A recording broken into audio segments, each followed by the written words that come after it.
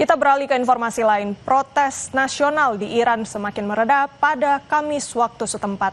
Tidak ada suara tembakan dan warga mulai kembali beraktivitas. Di ibu kota Iran, Tehran, terlihat tidak ada tanda kerusuhan dan puing-puing di jalanan. Sisa protes sudah dibersihkan. Suara tembakan yang sebelumnya sangat intens selama beberapa malam kini mereda. Orang-orang terlihat berjalan-jalan di kota dan lalu lintas kembali normal di jalan-jalan ibu kota. Sementara itu, media pemerintah Iran mengumumkan penangkapan oleh otoritas menargetkan mereka yang disebut teroris dan juga menghalangi warga yang ingin mencari jaringan internet.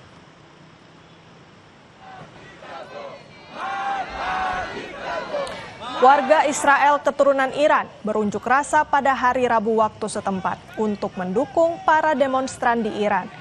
Para demonstran membawa spanduk yang menyerukan kebebasan di Iran dan menyatakan solidaritas dengan aksi di Iran.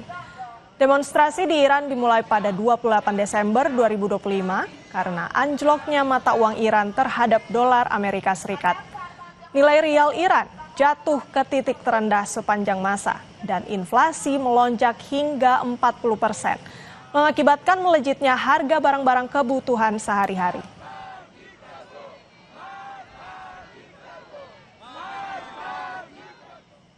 Saudara, seorang penerbang para layang jatuh dari ketinggian 152 meter dan membuat panik pengunjung pantai. Informasi selengkapnya saudara usai jeda, tetap di Berita Utama.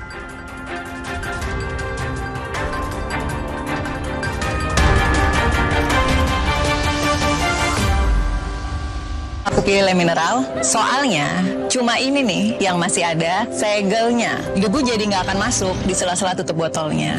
Benar, Le Mineral disegel secara khusus sehingga terjamin kebersihannya.